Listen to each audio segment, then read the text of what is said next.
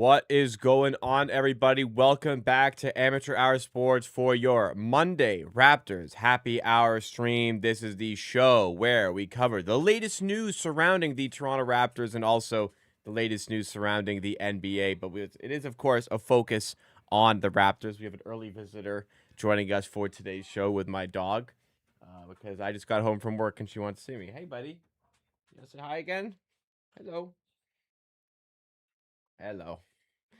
Oh, hello. You see her? Yes. Hi, buddy. All right. Let me work. Go. Let me work. All right. One sec. Let me fix this. Let me fix up the door.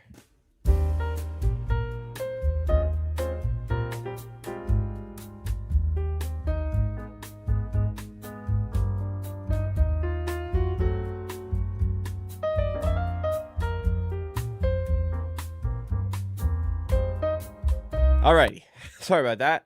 This door doesn't click shut, so I have to like barricade it basically so the dog can't get in. But yes, it is your Monday Raptors Happy Hour stream. We go live every Monday, Wednesday, and Friday at 5 p.m. Eastern time for shows just like this. This week, we're going live at 6 p.m. Eastern time because I was working until 5:30. Had to book it home and get back into my office chair to be able to do the stream today. What we're going to be doing today, as you see from the title, we're going to be going through the Raptors and prepare you for the season. Talk about a few things regarding the Raptors this season. We're going to be looking at what we expect the rotation will be to start the year, and then we'll kind of guesstimate, I suppose, from that rotation, what sort of decisions we think the team will be making as we progress through the season, and in terms of trades, how they're going to shape the roster. Decreasing that rotation. They may start the season with an 11-man rotation. They may finish with a 9-man rotation. We'll talk about win predictions, schedule out the gate, whether or not I think they'll make the playoffs, and we'll also discuss a little bit of some of the issues I foresee potentially arising for this team and where that playoff push maybe could have some troubles. So, should be a good show. Should be jam-packed with information. So, we'll get started. How's everyone's doing? Happy Monday. Not so happy Monday. Very, very stressful day for me today, as Mondays can be. Usually at work, I do 2 recordings on Monday. This week, I had to do 3 recordings, and there was an issue with one of the recordings that I am not involved in, or shouldn't be involved in, so I had more involvement in that. So yeah, it was a really loaded day. I got back super late home last night because I was out at a concert. Freddie Gibbs was in Toronto, so I went to see Freddie Gibbs. If you don't know who he is, he's a rapper that I'm a big fan of. So that was a great show. So that was great at least, but it was just a really crazy day, and the crazy day does not stop. I was up at like 8. I was working up until 5:30, streaming here until from 6 to 7. Then at 7, I have an NBA fantasy draft that I have to do. And then, of course, at 8, the Toronto Blue Jays. Game 7, man. Game 5 definitely slipped through our fingers, which is unfortunate. But I mean, granted, if you had offered me a Game 7 when the Jays lost Game 2 and were down 2-0 and had lost both games at home, I obviously would have taken it. So I'm not going to be too much of a complainer there. But it does feel like Game 5 really slipped through our fingertips. But Game 7 tonight, it's been... Man, I mean... I've been really in touch with the Jays, really locked in with the Jays. But it feels like this has happened so quickly. And I haven't quite appreciated this run enough. Like, even if they lose today, like the run they've been on, the season they've had, it feels like it has gone a little bit underappreciated. So, I mean, I hope it can keep going. But man, the Toronto Blue Jays, the city of Toronto, it doesn't even matter what sport, the city of Toronto is one win away from being in the finals of their sport, in the championship round. Like, it's crazy. It feels like a long time since 2019 when the Raptors did it. Before that, I guess was the Blue Jays in 1993. So we've been unlucky in definitely in some ways in Toronto. We've been luckier than some other cities, but the Jays have a chance to do it, go back there. I mean, Seattle, the Mariners have never been to a World Series, so huge for them as well. Just a huge game altogether. There's a lot. There's a lot in this one. I'm super excited. I'm super nervous, but this is huge, guys. This is a very big deal. I mean, imagine the Raptors were in the Eastern Conference Finals in a Game 7. Like, how you'd be feeling. Like, this is truly crazy that we get to experience something special tonight potentially. So I'm fired up. Game 7.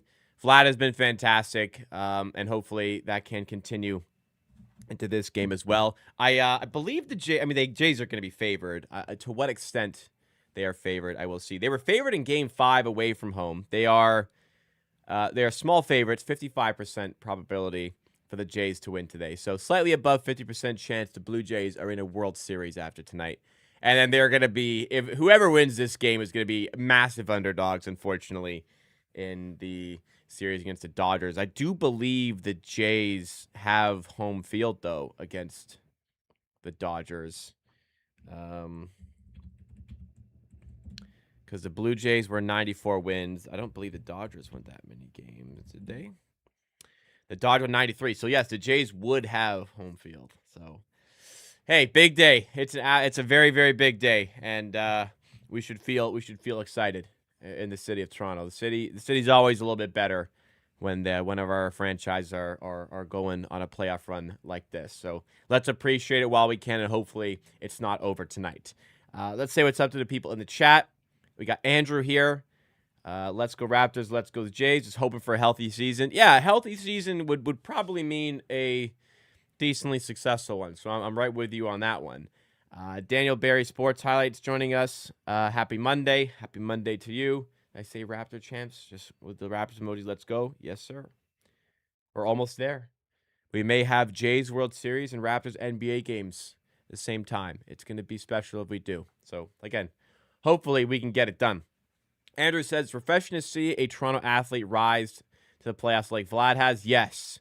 Haven't really gotten a lot of that. I mean, I'll say in fairness, I mean, like last season for the Leafs, William Nylander did have a good playoffs from my recollection. Maybe not to like this level, but like Vladdy's on another planet. Like this is like an all-time sports playoff run, period. Like let alone baseball, let alone Toronto. This is like an all-time playoff run he's on. And it would be a shame if we didn't give him another series to keep going. I think it's refreshing, yes, to have a star player. Like the star player, because Nylander, as good as he is, he's not the star player. I think it's very refreshing to have the star player thrive in a playoff environment like this. And I really love to have a star player who is just like so invested in winning and just hates the other team so much. You know what I mean? Like, I love that so much about Vladdy, like how much he hates the New York Yankees, how much he wanted to beat them. Like, that was very nice to see. Like, people were criticizing him for, like, making fun of the Yankees. But I was like, no. This is the kind of fire that we need in this city and in our sports. Like, this is a great personality to have. So, very lucky to have Vladimir Guerrero Jr. as part of the Toronto Blue Jays for sure. Foyle says, one day till the season. Can't wait. Yes, the NBA does return tomorrow. That's big. We got a couple of games tomorrow.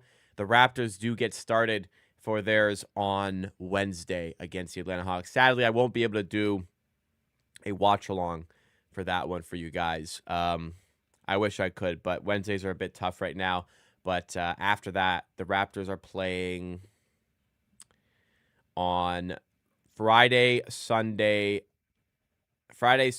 Monday. So I think, well, Friday, Sunday, I can definitely do Friday. Yeah, I can do Friday. Can I do Sunday? Actually don't think I can do Sunday because I have a family event. I can do Monday. So not a great start. And then I'm away on Wednesday because it's another Wednesday. And then it's Halloween. And I also, wow, not a great start to the season for me. Damn. 4 of the first 6 I may not be able to do. That is unfortunate. But I think it's a reality. Yeah, I think that's just a reality. I'll have to dial in after that, but kind of unfortunate for me for the watch along. So I apologize for that in advance. But we'll keep going with these Raptors Happy Hour streams, and hopefully that is satisfactory for the content for the time being. Andre Silva says, my prediction, we barely make the play-in, or we don't make it. We finish 7th or 8th. It is still disappointing with the expensive roster we have. Well, I mean, you're predicting they barely make the play-in or don't make it. So you say, so if they finish 7th or 8th, I think you should feel like happy because they did better than you thought they did. I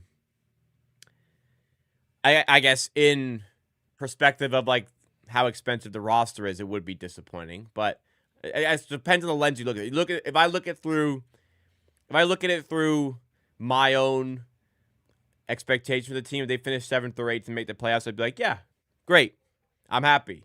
But then like from an outside perspective of like, wow, this is an expensive roster. Like Barnes is on a max, Ingram's making $40 million, quickly has a big contract, and they can't even like finish top 6 in a weak East, a much weaker than normal East that's already weak. I guess from that perspective, it can be a little bit disappointing. Raptor chance is true. That's one of the reasons why I like Scotty. He's not afraid to tease the other team. Well, Vlad. I'll put it bluntly. Vlad's backing it up. His OPS is above 1,500. Just absurd. His slugging is above 1,000. So an average Vladdy plate appearance is at least getting to first base, which is like just genuinely absurd, monstrous numbers.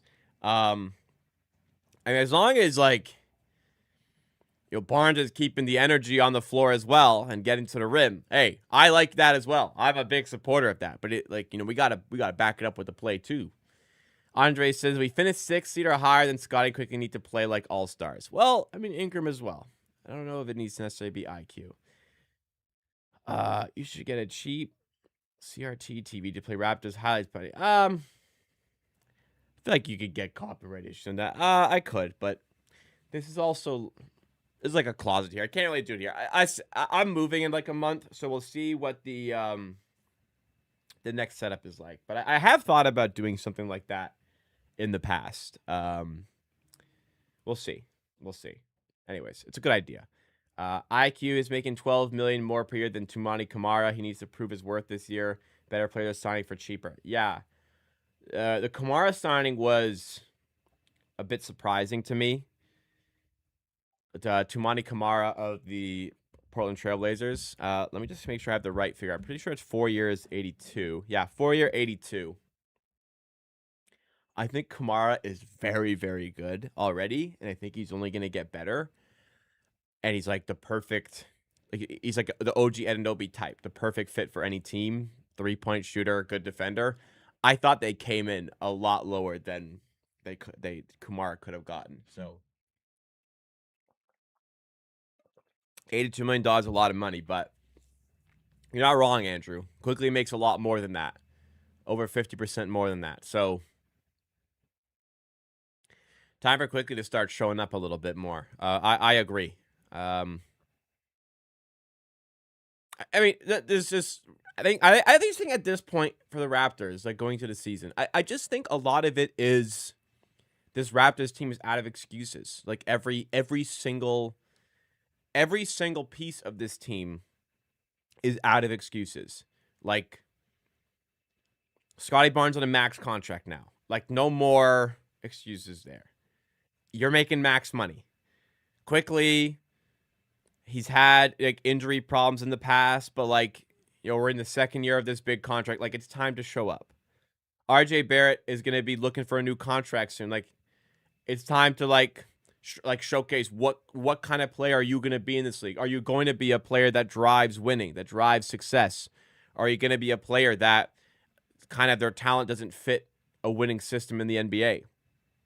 Brandon Ingram even. Like, I guess it's just new scenery, but still, like, he got a big contract, short term. Like, Darko Rajakovic, third year. Like, it's time to start winning basketball games because in 2 years with the Raptors, you haven't done a lot of that. So this whole season to me, I mean, the team as a whole is expensive. The entire season to me is just screaming, no more excuses. It is time to show up in every facet of the organization, top to bottom. It is time to show up. Sure, there's a rookie and Colin Murray Boyles who there can be some form of patience for. But beyond that, I don't really want to have my patience tested anywhere else within this organization.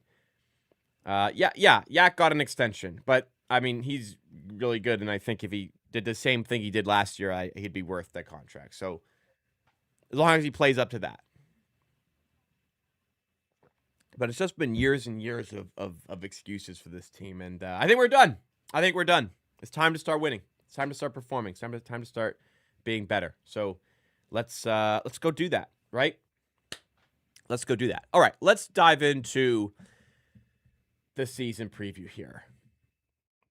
And just kind of dive into the specific things that I wanted to discuss, because a new Toronto Raptors season is about to be upon us. We've kind of already touched on it. Like, the way I want to describe this season is that there are no more excuses. It is time for this team to show up. So what does showing up look like for this team? What should our expectations be of this team? What do they need to hit for this to be a successful season? Let's talk it all through. I want to talk about rotation, how they're going to start the season rotation-wise, and then from there, what decisions they'll make along the way in terms of decreasing rotation, what sort of trades they can make, how they'll be looking to approach the trade deadline. Then we'll talk about how many wins I think they'll get, how they open the season, how difficult that may be, and to finish, if this team can make the playoffs and what a successful season looks like. Does it have to be a playoff appearance? Let's touch on all of that. So, open night roster is set. We have Vivek Jacob, who posted the full, complete roster ahead of the upcoming season. Some players got waived. Ulrich Chomsky no longer with the team. AJ Lawson got waived and actually took Ulrich Chomsky's two-way spot. So AJ Lawson is with the team.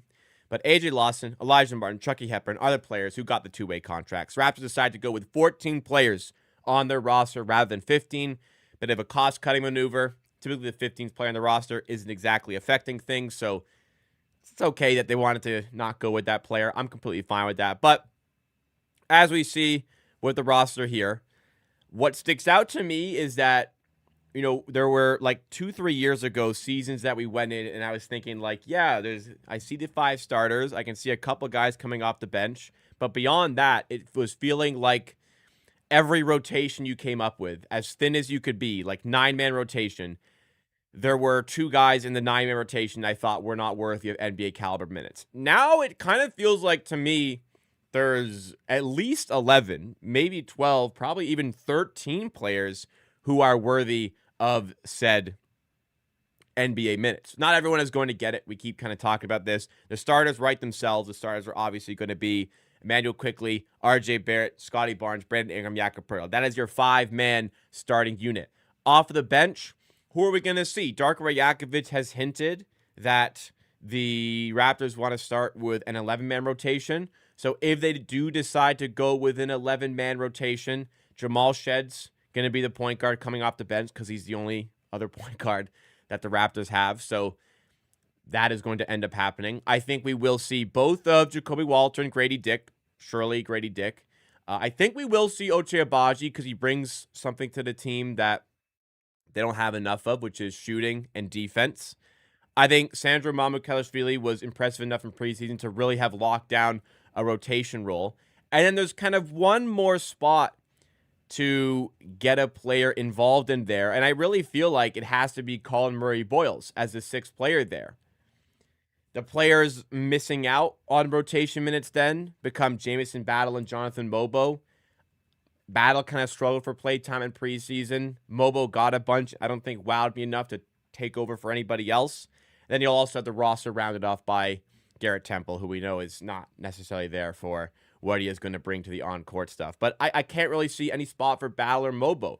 Mobo, I'm not like, damn, we can't get, respectfully, I'm not like, damn, we can't get Jonathan Mobo any minutes. Battle, I kind of feel like it'd be nice if we could, but it doesn't feel like we can. Obviously, injuries can and likely will happen for the team, so these guys have to be ready. But that's how I kind of feel for the 11-man rotation. So where do we go beyond that 11-man rotation?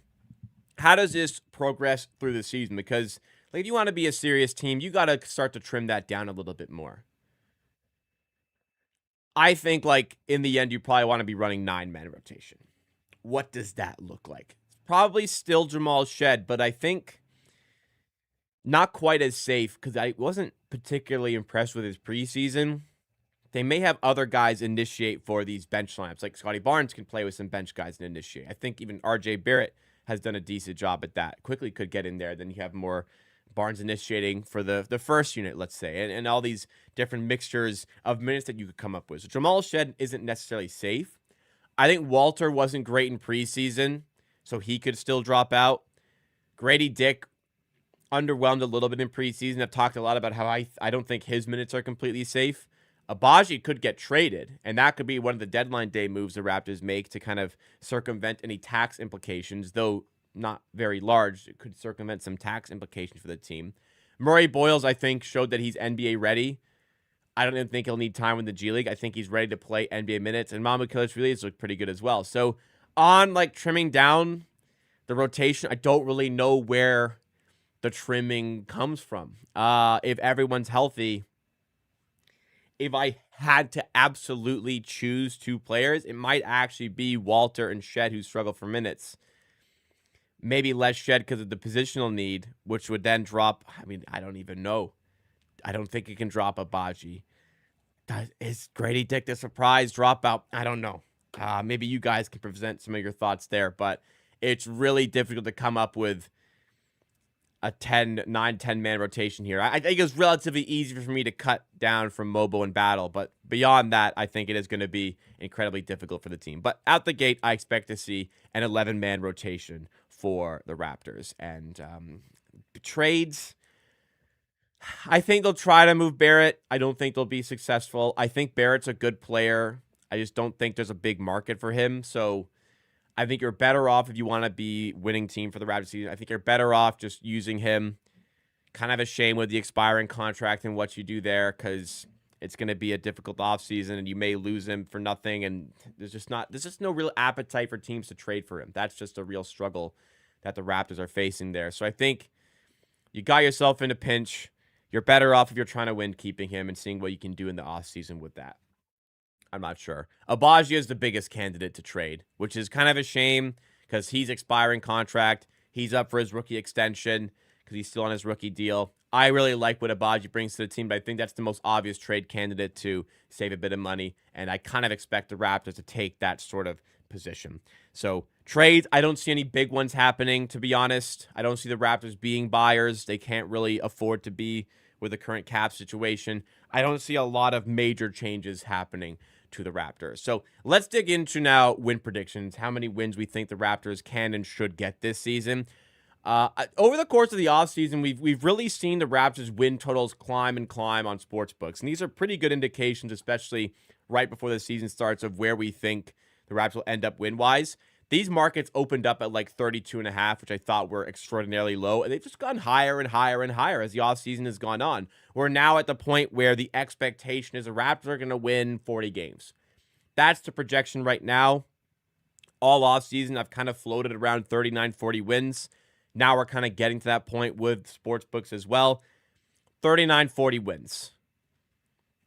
I think that's realistic. I think they're capable of winning more than that if they have a really good year.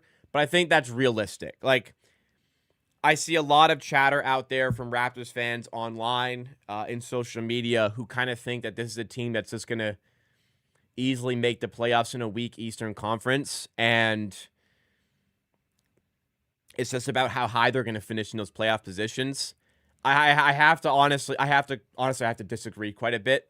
I think this is really going to be a grind of a season. This is going to be a really tough season for the Raptors to get to those goals and get to those playoff positions, because 40 wins, that's not a top 6 seed. That's a play-in seed.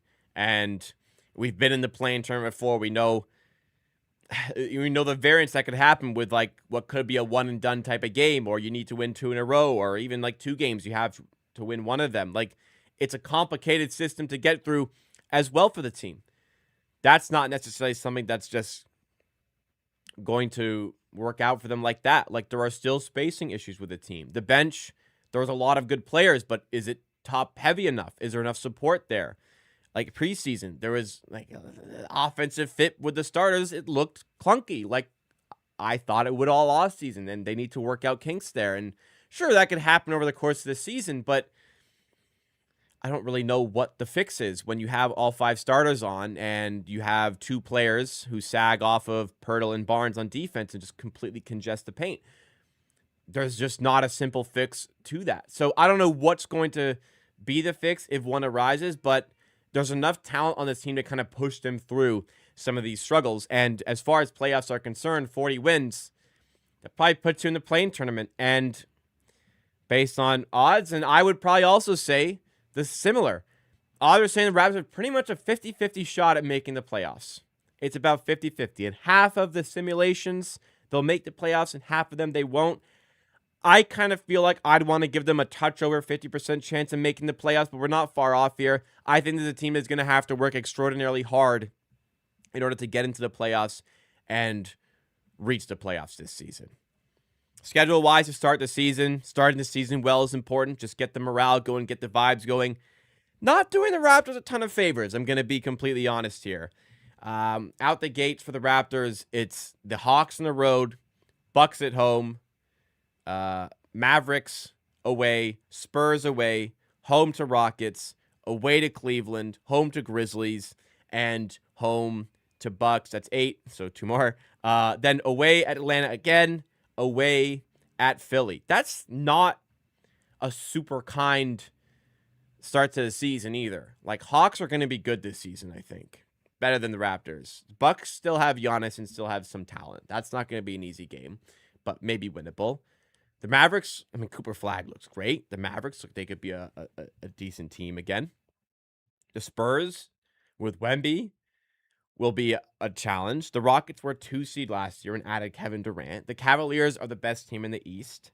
The Grizzlies are a competitive team. Bucks again, Hawks again, and the Sixers should improve this season. Like, I don't look at this and see like a very clear win for the Raptors.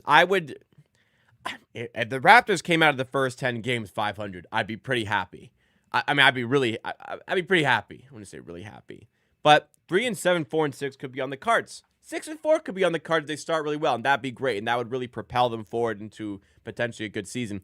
But it's not a super kind start to the season as well. So for me, like I said, I'm predicting 39-40 wins, and I am predicting the Raptors get into the playoffs via the play-in tournament. I think that's how the season is going to go down. What would be a determination of success? I think that success and failure of the team this season hinges on playoffs. If you make the playoffs, success. If you don't, I think that is not a success. That is failure is maybe too strong of a word, but like I said to start this segment, there's no more excuses here. We can no longer be making excuses for this team. Darko's had 2 years with this group. He has not won games in those 2 years. It's time to start winning games in year 3. Scotty Barnes is no longer on a rookie contract. He's on a max contract. It's time to start being more consistent. Quickly is in year 2 of his big contract. It is time to start being more consistent. Barrett's in a contract year. It's time to showcase what he's going to be. Is he going to be a winning player that teams can rely on at the top of the NBA standings? Showcase that. Brandon Ingram is on a big contract. A lot of investment into him. He's got to start start. He's always been pretty good, but he's got to showcase stuff. He's got to live up to the billing there. Grady Dick in year 3, like we're getting a little bit less lenient with development there. Front office, they've invested. This is an expensive team. This is an expensive team that has supposedly a 50-50 chance of making the playoffs. Like, we should be a lot more assured of that in a weaker Eastern Conference. So, no more excuses. It's time for the team to show up. It's time for the team to get into the playoffs. Plain and simple. Wait, that's a team that has too much talent and it's too expensive not to achieve. Let's go do it. I think they will do it. I think they will make the playoffs. But what do you guys think? What is success? What is failure? How many wins? Playoffs or not? Those 4 things. I'm over 6 seed, but I feel like we're gonna finish 6th, 7th, or 8th. Hey, I'll be pretty happy with 7th. I'll be happy with 7th or 8th. I'll be over the moon with a top 6 seed. I will be over the moon. I'll be so happy. I'll be so fired up. Be so happy to be wrong about the team. Absolutely. Grady is a longer leash because he's a lottery pick and his extension is coming up before the rest of the bench. Yeah. His extension, he'll be in line for an extension end of the year.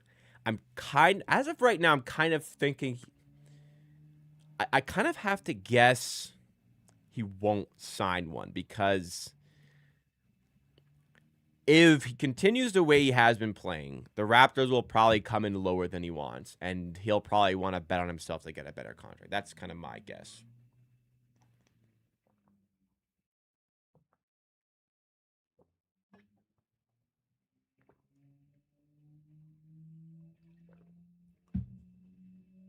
All right. Hopefully, people are not going to, people are going to watch that back and not like that. Because, again, there are a lot of people who seriously believe that, like, this is a top 6 seed easy. And that's just not the case. Like, it just cannot be the case for this team, in my opinion. If they do it, it won't be easy. They can. They're capable. Don't get me wrong. But, like, to just walk in expecting top 6, I think is the wrong mindset, unfortunately. All right. We are halfway through the stream today. If you guys are enjoying, please make sure that you do smash that like button. It does go a long way to supporting the channel and helping drive us up in the YouTube algorithm for this stream today. Help me out. On Friday, a bit of a disaster with the stream cutting halfway through, having to do 2 streams. So hopefully we can get a little bit more. We can get some support in this one. Remind people that, hey, we're still doing some fun content over here. Also, make sure you are subscribed to the channel. Live here every Monday, Wednesday, Friday. I try to do as many Raptors games as I can. Evidently, out the gate to start the season, I'm going to be missing a few. I apologize, but I'm going to be doing a bunch of Raptors games in watch long form and bonus videos throughout the week in forms of stream clips. So subscribe to the channel. Help us on the road to 16K. Smash that like button if you guys are enjoying so far. Let's keep going. So I have an NBA fantasy draft in 25 minutes. I have pick number 2.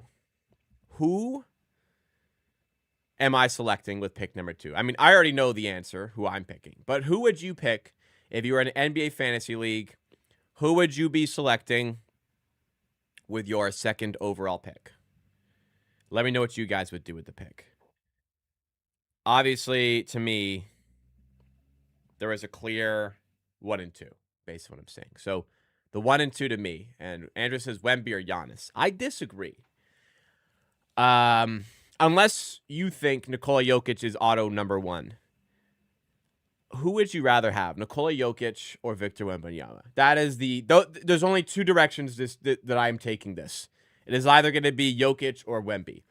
And it's going to hinge on who goes first. Whoever the guy takes first, I'm taking the other one. Who do I want? Who do I want here? So you're assuming Jokic goes first. I'm not going to assume that.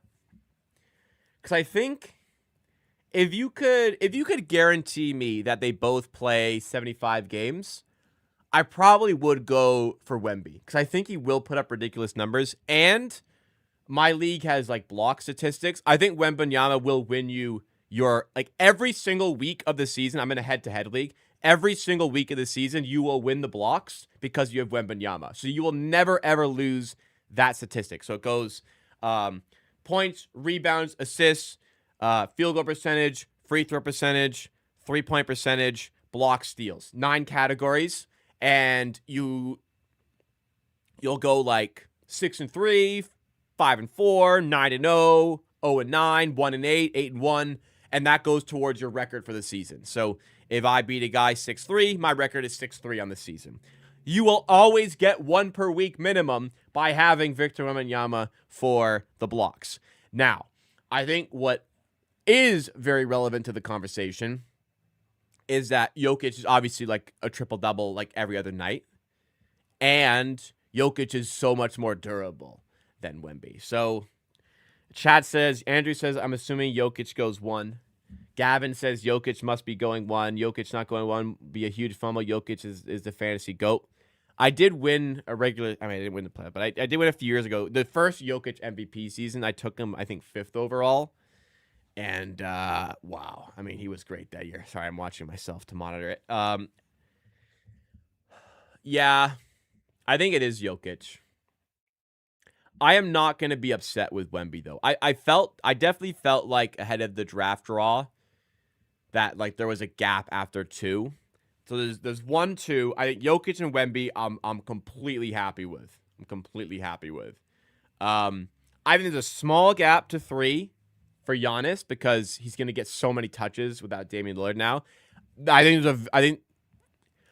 I think there's in the second. So first tier, Jokic, Wemby. Second tier, Giannis and Shea, because Shea is so durable, doesn't miss time, gets a bunch of steals, incredible scoring.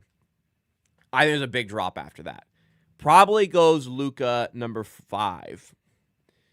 I think that's the ranking that I would go with there. And beyond that, I'm happy I'm not making this decision. I'll say that because after pick number 4, I have no idea where I would go. Like Cade Cunningham is ranked pretty high. Anthony Davis is ranked pretty high. Trae Young, Anthony Edwards, Karl Anthony Towns. Like there is a drop off from the top 4 or 5. Like even Doncic is maybe not that big of a drop to Shea and Giannis. After Doncic, you're in shit. You're in piss. I think at least. I'm gonna be happy either way. Absolutely either way for the draft. So I got pretty lucky there. Brandon Ingram might be a little. I think Brandon Ingram might be a bit of a sleeper. I think he'll be rated pretty low. Yeah, we'll see. Anyways, my drafts right after this. Kind of want to gauge thoughts on Wemby versus Jokic because I think it'll be Jokic, but I think how about this? Wemby's ceiling is higher, so Wemby's mode is higher. I think their mean will be about the same, but I think Jokic's median will be higher, and I think that's the most important statistic. Jokic will be more reliable more often than Victor Wembanyama, mostly down to durability. Jokic is always healthy. Jokic is just peak male physical condition. And he's just a genius. What a player. Basketball. I get to watch basketball again tomorrow. Oh, man. Jokic is so fun to watch. But, like, we get to watch basketball tomorrow, guys. This is going to be fun. We get to watch basketball. NBA is back. I am absolutely fired up. Talked about, well, good segue. Because we talked about the beauty of some basketball. Unfortunately, from Raptors preseason, we got a glimpse of what will be the starting 5 of Quickly, Barrett, Barnes, Ingram, Poeltl. And my thoughts throughout the entire offseason were that the fit probably going to be clunky. Seems like a clunky fit for these players. Not enough spacing. A lot of players occupying similar spaces. I was pretty confident in that. People wanted me to wait to see. Let's see it first before we make judgment. And sure, we haven't seen the regular season. We've seen it in preseason. And based on preseason, yeah, it's clunky. It's clunky. Let's talk about it. Pretty good video here from William Liu. Great follow for Raptors fans. I would highly suggest following. But he posted a clip from one of the Raptors' preseason games against the Boston Celtics. This is the starting 5 playing with each other. They kind of want to get a good look at the starting 5 together in this game. So here's a clip. Hopefully NBA doesn't sue me for showing you guys this clip. But let's watch this clip and kind of see. These are those starters, and let's see how the spacing looks for this group. So immediately, it's Royal Rumble down in the paint. But even when the possession resets, like we have in this still, Brandon Ingram picking up his dribble at the free throw line with a 7-footer all over him. Quickly is cutting nowhere. Barnes is literally right behind him. Pirtle's going to be occupying the dunker spot a lot more this season, so I don't think that's necessarily bad. RJ is yelling for the ball. He is not open. Like, this is a tough pass through Pritchard and White. If it gets there, by the time it's there, he's got 2 players closing him down, probably Derek White. This is obviously like a pretty cherry-picked video, a cherry-picked sort of clip, but it is a bit of a showcase as to where problems could arise for the Raptors this season and why, I talked about earlier how I'm not expecting this to be a season where it's like weak East, it should be easy top 6. I think it will be a tough season.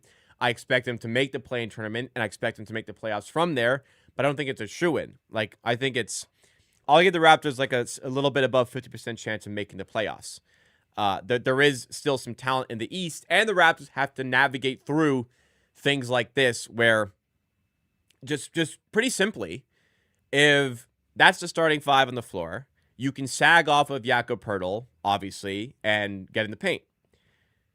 The Boston Celtics were sagging off of Scotty Barnes and had another player in the paint. That's 2 players immediately bunkering down the paint because Barnes hasn't been reliable enough with his 3-point shot, and preseason doesn't suggest anything has changed there. RJ Barrett's been better with his 3.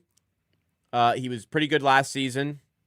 He's still not like attracting the most amount of like defensive attention and therefore spacing, but he's still like getting enough. Like he's still like hitting enough of them that they have to think about that when he gets the ball in his hands. But still, very obviously, you can sag off of Barnes and Poeltl and camp the paint, and you've got Barnes wanting to occupy like the space around the elbow. You have Ingram wanting to occupy the space around the elbow. You have Poeltl, who's previously wanted to occupy that space. And all of them have talked about immediate availability. And this is great. This is great. All of them have talked about immediate availabilities on media day and whatnot, that they want to make this work. They're willing to make sacrifices to their game in order to make this work. Poeltl's talked about specifically, he'll be more in the dunker spot than at the elbow. RJ Barrett has talked about wanting to make fit with these guys, make them better. Ingram has even talked about that, which is great from maybe your primary scorer on the offensive end. So they're all buying into this and wanting to add to this floor spacing and making this fit work. But unfortunately, I don't see a clear vision for everything just to click for this group. I think in the end, there's just enough talent there that they'll be able to kind of fight through some of these shortcomings in the spacing. And, they're not going to always be on the floor together. I think there's enough talent to fight through enough of the shortcomings to make this team competitive enough to be a playoff team. And I think that, I said earlier, success this season is making the playoffs. Not making the playoffs would be an unsuccessful season from my perspective for this team. But this is a very real thing that teams are going to be looking to exploit.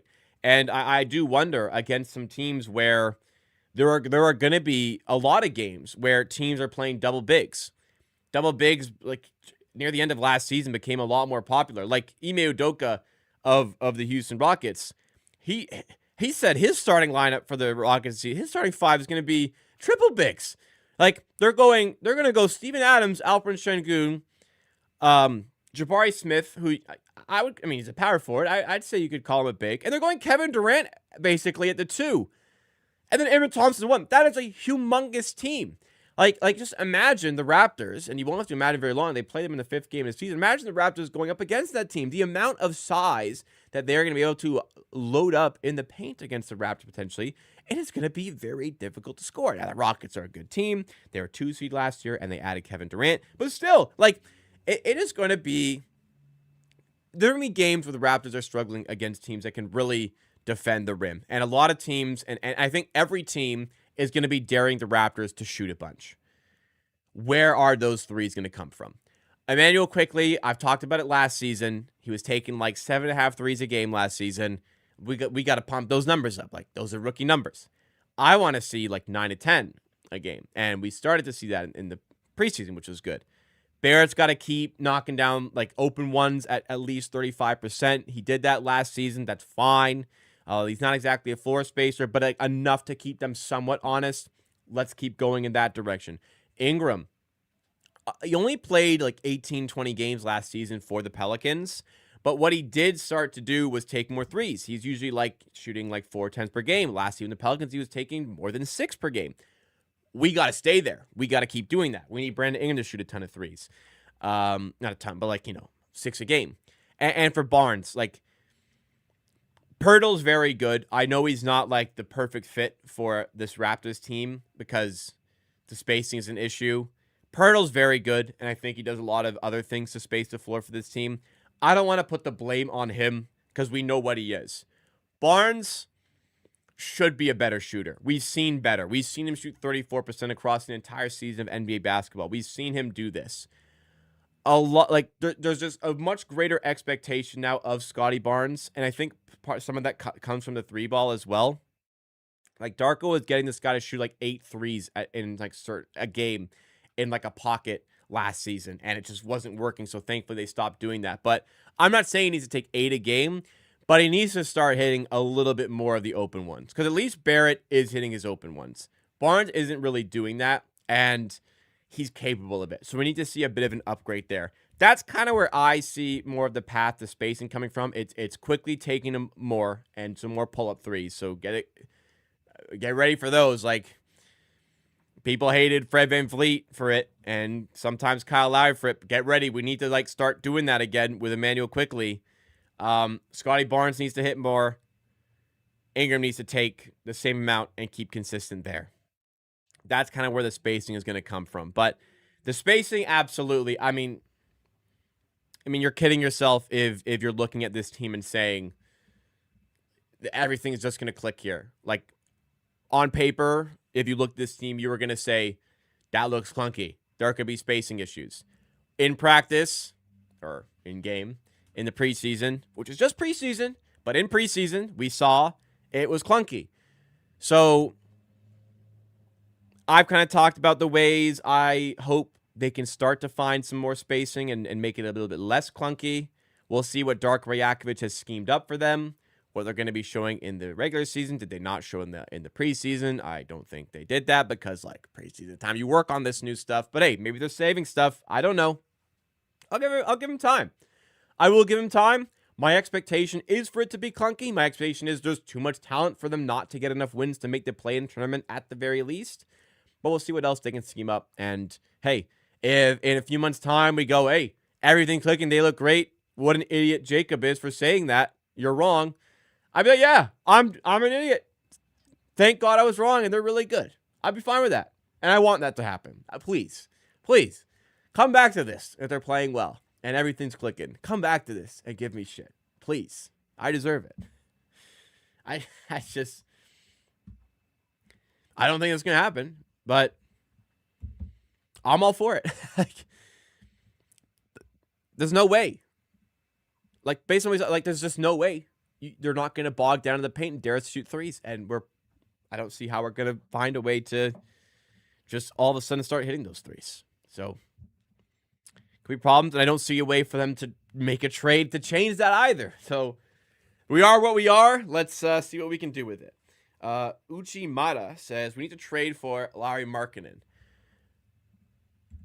I feel like the Jazz, just on the topic, missed the window to trade him when he was like really, really making waves. You know, he was an all-star. Did he not make All-NBA? He didn't even make I think that's crazy to make All-NBA that year. But like, he 26 points per game on 50% shooting from the field, 39% shooting from 3. And yeah, last season was definitely a big regression. Went down to 42% from the field, 35% from 3, 19 points per game. Very bad Jazz team, tanking team, but kind of missed a bill on trading him at peak. I don't think he makes. I still think he's a good player. I don't think he makes a ton of money either. Oh, no, he does. 5-year. Oh, yeah, he's making 42.2. So he makes a lot of money as well. I don't know if you can make that sort of trade happen. I mean, maybe, maybe actually you could persuade them because, like, that's a long-term deal. But I don't even know if you want to get locked in on that Larry Markkinen contract, to be honest. Joaquin Cruz says, if you really want RJ to be traded, let's get Derek White at the very least. I really don't think the Celtics would trade Derek White for RJ Barrett. What was the 9th pick we tried? We tried to trade the 9th pick for Derek White, and the Celtics said no. So I don't think RJ Barrett's getting that done. Derek White would be great. I would support that trade. I just don't think they're going to make it happen. Also, do you think RH? Maybe I meant RJ. RJ and Quick for Booker would be a good deal. Yes, obviously, but I tell you who wouldn't think that was a good deal: the Phoenix Suns. That Quickly contract is definitely not going to be perceived as valuable around the NBA. I'll keep it straight. And neither is the RJ Barrett contract, as we've learned previously. Absolutely not. All right, guys. Get your last questions in if you have any. I need to get set for my NBA Fantasy League draft, which is happening in 7 minutes. And then I need to get over to a bar to watch Blue Jays Game 7. Game 7 tonight. I'm pumped. Hopefully you're fired up as well. I'm really excited to see how this one goes. Let's do this. Hopefully you have a good day today.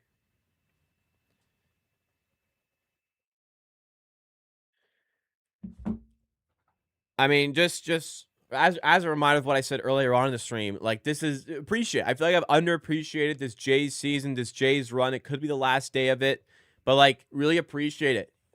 A Toronto sports team is 1 win away from their championship series. It doesn't happen so often. Let's appreciate it. Let's respect this team, whatever happens tonight. But, man, let's hope we get that win and vault ourselves into the World Series. Could happen tonight. Absolutely could happen tonight. Last question. Okay, makes sense. So what would be the most real trade for RJ? Because it seems like a lot of people are saying he doesn't fit with the team, but to be honest, I think he fits. I don't think he fits very well. What trade? I don't think the trade that makes sense, because I don't think any team really wants to trade for him, unfortunately. So I think we're gonna not stuck. We're gonna keep him. We're kind of stuck, but I think we're gonna keep him. He's a good player. He's just not, his skill set isn't super tailored towards the upper end of NBA winning, in my opinion. Let's see if he can prove me wrong this season. Let's see what sort of season he can have. But that'll do it today, guys. On your way out, smash that like button. Go a long way to supporting the channel. Please hit the like button if you're not done so already. Also, make sure that you have subscribed to the channel. We're on the road to 16,000 subs. I'm live every Monday, Wednesday, Friday for the Raptors Happy Hour. I'm live for as many Raptors games as I can possibly do. Bonus videos sprinkled throughout the week at 2:30 on Mondays through Thursdays. When videos are up, it's Monday through Thursday at 2:30, Friday through Sunday at 1:30 if there's videos going up. But that is it, guys. Let's go Blue Jays. Let's go Raptors. The NBA season is upon us. I hope to see you for more content this season, because it's going to be a very good